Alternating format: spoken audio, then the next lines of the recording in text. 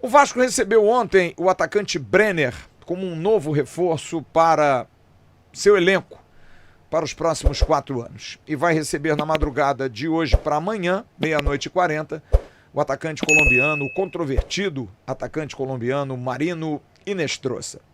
2 jogadores jovens, saudáveis, de muita capacidade técnica, bons jogadores, ótimos jogadores. Mas o que eu queria falar hoje é sobre o quanto esses jogadores potencializarão um time que me parece não ter evoluído. Não há dúvida que a troca de treinador no mundo do futebol é sempre algo que me parece ser a solução para tudo. Trocar o técnico, tirar o técnico, mexer na comissão técnica é sempre mais rápido de solucionar do que trocar um time. O treinador de futebol, ele é um solitário. O treinador de futebol, ele é o mordomo da história. Ele sempre paga o preço pelo fato de estar sozinho e, mais uma vez, por ser um. É mais fácil tirar um do que tirar 11. O que faz um treinador de futebol ser demitido? Resultados ruins. Sim. Mas às vezes um treinador se sustenta, mesmo perdendo, quando o seu trabalho é bom. Quando você vê que o time joga em cima, que o time consegue vencer duelos na partida, mas uma bola vadia você toma um gol. Num contra-ataque você toma um gol. Você perde um título às vezes, massacrando o adversário, e isso pesa, porque o resultado é o que é importante. Eu sou muito mais pela performance, porque para mim performance vem agregado ao resultado, é consequência o resultado. Quem performa bem tem mais possibilidade de ganhar. É a mesma coisa da questão de uma contratação ser uma aposta. Qualquer jogador pode dar errado, mas quando você contrata um jogador de prateleira alta, jogador com bons números, com história, com capacidade de suportar pressão de jogar em grandes clubes, a tendência é que esse jogador esteja mais próximo do sucesso, porque já é algo rotineiro na vida dele, do que um jogador que é uma dúvida. Então, quanto mais você performa, mais próximo você está do bom resultado. Que pode não acontecer porque isso é um jogo. É o esporte. Às vezes o outro time também treina muito, performa bem, e por um detalhe, por uma situação.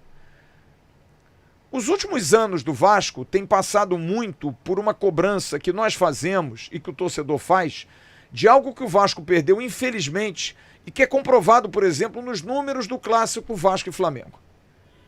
Desde 2017, fazemos um corte aqui de 9 anos. 9 anos. O Vasco da Gama jogou 34 partidas contra o seu maior rival, que sempre foi histórico em termos de disputas, com jogos iguais, vitórias do Vasco, vitórias do Flamengo, decisões, craques dos dois lados, e que criou-se um abismo por conta de gestões erradas, de irresponsabilidades, de bravatas. O Vasco foi ao fundo do poço, o Vasco se distanciou de um Flamengo que também viveu momentos ruins, mas soube se organizar. Desprezou a vaidade, vendeu seus jogadores, investiu em estrutura, conseguiu fazer uma gestão capaz de multiplicar esse dinheiro recebido com vendas de jogadores criados na base deles, e tornou-se um clube potência. Claro que com vantagens de apoio governamental, apoio de Estado, apoio de patrocínios e privilégios em termos de negociações comerciais. A gente sabe de tudo isso. Isso é histórico. Mas a gente sabia conviver com isso e a gente ganhava mesmo assim. Só que hoje o abismo tornou-se maior em função exatamente desse distanciamento, desse favorecimento e de uma incompetência nossa. São 2 vitórias em 34 jogos. O Vasco precisa se reconstruir, precisa remodelar o seu pensamento para voltar a competir. É essa palavra mais importante, como eu vinha dizendo, que nós, torcedores do Vasco, nós apaixonados pelo Vasco, deixamos de ver o nosso time fazer. Competir, brigar, jogar de igual para igual. Ser superior, amassar o adversário. Há quanto tempo a gente não vê o Vasco amassando alguém? Aquela vitória de 6-0 sobre o Santos, eu tenho certeza que você, torcedor, olhou para o lado e disse assim, me belisca. Eu não estou acreditando. Sabe por quê? Porque passou a ser exceção à regra. Não passou a ser algo comum, que era comum ao Vasco. O Vasco, campeão brasileiro em 1997, só para tirar um recorte, ganha do Flamengo no Maracanã numa semifinal, classificando-se para a final com o Palmeiras de 4-1. Então era comum ao Vasco vencer e vencer bem seus adversários. Mas é claro, tinha vezes que perdia também, mas competia. E o Vasco deu ao seu torcedor na última quarta-feira um desânimo muito grande, porque criou-se uma expectativa em cima de um ano de 25, que foi nota 7. Poxa, mas o Vasco chegou à final da Copa do Brasil, mas fez um péssimo Campeonato Brasileiro. Fez uma péssima Sul-Americana.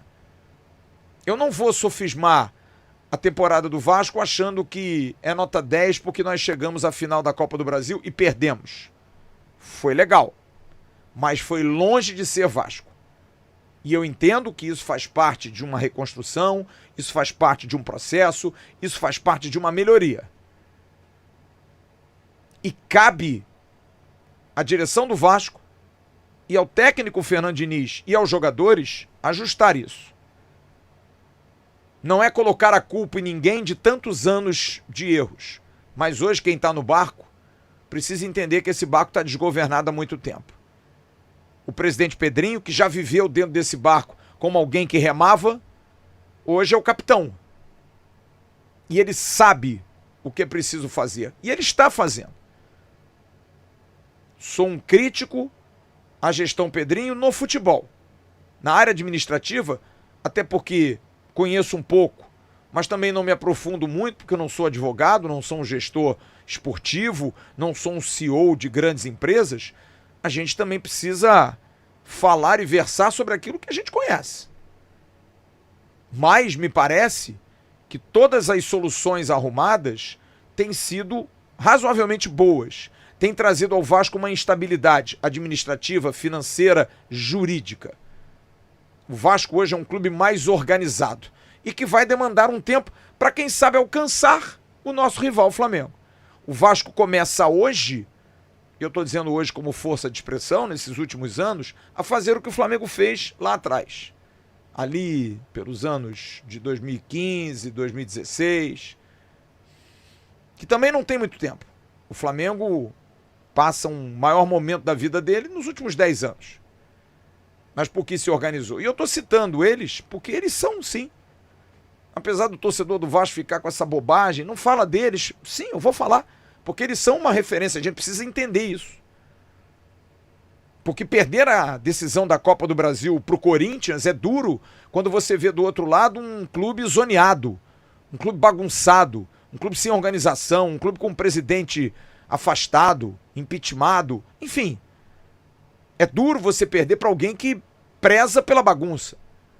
Perder para o Flamengo é muito duro, mas é justo quando a gente vê, quarta-feira, o retrato de um clube que com 9 dias tem uma reunião que, pela rivalidade, e isso me agrada, porque comprova de que mesmo no momento ainda difícil, o Vasco incomoda eles demais, eles resolvem, não, vamos ao jogo e vamos colocar o nosso time principal. E foi um massacre. Um massacre. O que comprova que ainda há uma distância. Mas o que traz ao torcedor esse desânimo de quarta-feira é porque o ano de 25, nos embates, nós íamos bem.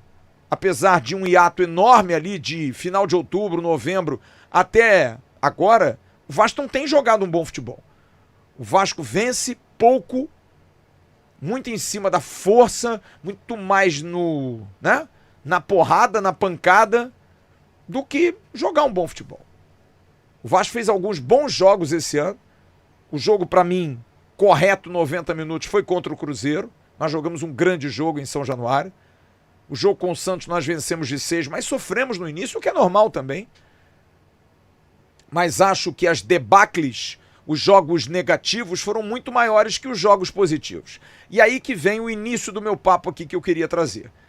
Porque o Vasco reforça seu elenco com bons jogadores, com jogadores de boa qualidade, mas muito baseado na chave do cofre para o seu treinador. Já falei sobre isso essa semana no Acorda.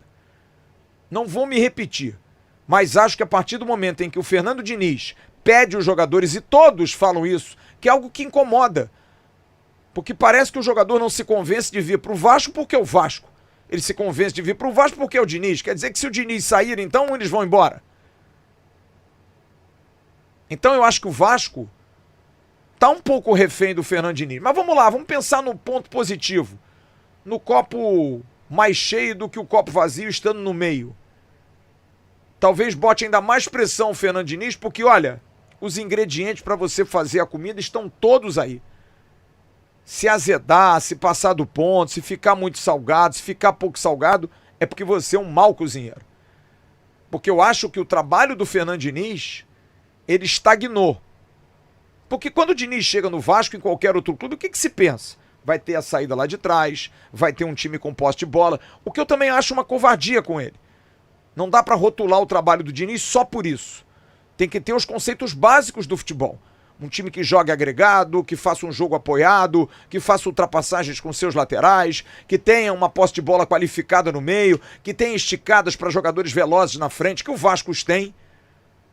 Eu acho que existem, né, outras valências que somente a saidinha lá de trás, a posse de bola de 90% contra 10% do adversário. É um time que fez 94 gols na temporada. É claro que o Diniz não estava no comando na temporada toda, mas ele praticamente ficou aí 8 meses no comando. Mas sofreu 94 gols. E na carreira do Diniz é uma característica dele. Com o Diniz é com emoção. Eu passei de bug lá no Nordeste, em Fortaleza, o cara pergunta com emoção ou sem emoção? No caso do Diniz não tem alternativa de sem emoção. Com ele é com emoção. E você tem que acostumar. Então, tem sido doloroso para o torcedor do Vasco, porque a gente vê um time sem nenhuma reação, um time sem nenhum antídoto para certos venenos que acontecem durante os jogos, um treinador que conversa muito com seus auxiliares e não consegue deliberar soluções para problemas crônicos e clássicos durante o jogo. Mas a partir do momento em que ele contrata jogadores com o perfil dele, a esperança é que o time possa jogar. Afinal, são jogadores que ele pensou. Quer coisa melhor do que isso? É como um treinador de seleção, convoca quem ele quer e monta o time em cima da estratégia dele. No Vasco é a mesma coisa. Ele tem o René Strossa, que é um jogador que ele queria levar para o Fluminense para o lugar do Arias. Ele tem um Brenner, que já elogiou ele demais. Tem o Felipe Coutinho, que é um cara que ele admira muito. Tem o Thiago Mendes, que é um volante que ele também referendou. Tem o Carlos Cuesta e o Robert Renan, sendo que o Renan, ele mesmo disse que é um dos melhores zagueiros de saída de bola do mundo. O Vasco, no papel, tem bons jogadores. Mas cabe ao treinador do Vasco dar uma dinâmica constante a esse time, regular a esse time. E acho que a chegada de jogadores com o perfil que ele pede aumentam ainda mais a responsabilidade do técnico Fernando Diniz, que precisa dar resultado. Muita gente pergunta, o Diniz pode ser demitido? E eu afirmo aqui, sem conversar com ninguém da diretoria, até porque a diretoria não se comunica nesse nível, eu digo, não, ele não vai sair.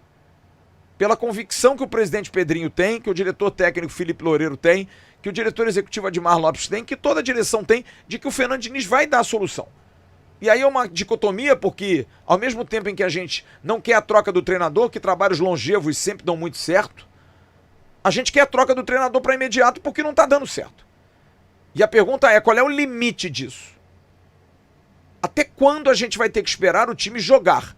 Porque eu citei no BDG, citei no News de ontem, o Vasco jogou contra o Flamengo como jogou contra o Botafogo no Engenhão quando perdeu 3-0. O Vasco jogou contra o Flamengo como jogou com o Grêmio em Porto Alegre quando foi amassado e deu um chute no gol. O Vasco jogou contra o Flamengo como jogou contra o Bahia em Salvador. O Vasco jogou contra o Flamengo como jogou com o Juventude em Caxias do Sul depois de ganhar do Santos. Sem passar no meio de campo depois de ganhar do Santos e você dizer assim, pô, vamos atropelar o Juventude. E você não dá um chute no gol. Então são situações recorrentes. O Vasco foi amassado pelo Botafogo em Brasília, no jogo da volta do Mundial. Para pensar um pouquinho mais para trás. O Vasco jogou um futebol muito ruim contra o Fluminense no início do Campeonato Brasileiro. Fez 1-0, gol do Ryan, virou o Fluminense. O Fluminense foi muito melhor, muito mais dominante no jogo. Então, o Vasco não joga bem há muito tempo. Mas o Vasco joga bem há muito tempo. Dá para entender? Não dá. Porque nesse meio tempo de jogos ruins, teve o jogo do Cruzeiro, teve o jogo do Bahia, né? Teve o jogo do Inter, que o Vasco venceu. Teve o jogo do Bragantino, que o Vasco perdeu, mas deu 20 chutes no gol. Teve o jogo do Bragantino lá, que o Vasco ganhou bem, de um time difícil. O Vasco fez alguns bons jogos. O Vasco fez algumas boas partidas.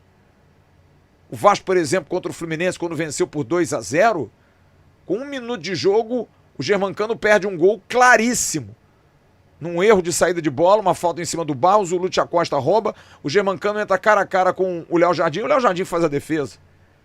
No jogo contra o Santos, no 6-0, logo no início o Vasco tem bola na trave. O Santos perde gol com o Guilherme, com o Neymar. Então foram resultados, o Bragantino em Bragança, o Paulo Henrique entrega uma bola pro atacante do Bragantino, pro Sacha, se não me engano, que perde um gol logo no início. Então o Vasco, quando joga bem, mesmo assim ainda titubeia. Então é uma irregularidade que incomoda o torcedor, sem que o Vasco tenha um time ruim. Todos os jogadores do Vasco são bons jogadores, até com bons serviços prestados por onde passaram. Temos um goleiro da seleção, temos um lateral da seleção, temos o central da seleção colombiana, temos um lateral esquerdo que é sempre, né, cotado para ir para a Europa, um quarto zagueiro que estava na Europa, no Zenit. Temos um volante que jogou em alto nível no Lyon, jogou em bom nível fora do Brasil. Temos um meia campeoníssimo no Liverpool, no Barcelona. Temos um atacante como Andrés Gomes, de seleção colombiana. Temos o Nuno Moreira, um jogador que o técnico da seleção portuguesa tem observado, fez rasgados elogios a ele. Tínhamos o Ryan, tínhamos o Verratti, artilheiro do Brasil com 27. Então, no papel, não é um time ruim. Mas papel não ganha jogo. O que ganha jogo é dentro de campo. Que esses reforços cheguem, que sejam reforços mesmo, que eles possam trazer benefício técnico, e acho que trarão, mas acima de tudo, que Diniz abraça ainda mais essa responsabilidade, que tenha consciência que a coletiva que ele deu na quarta-feira foi totalmente fora dos parâmetros, faça uma reflexão e que use os jogadores dentro daquilo que ele pensa com futebol e faça esse time jogar. Porque talvez você possa dizer, mas esse aqui eu não pedi, esse aqui eu não queria. Não, se você trouxer todos os jogadores que o treinador ele tem obrigação, e aí é uma justificativa, porque se o time não andar, mesmo com os jogadores que ele pediu, alguma coisa precisa ser feita. Se inscreva no canal, ative o sininho e não perca nenhuma notícia do nosso Vasco da Gama.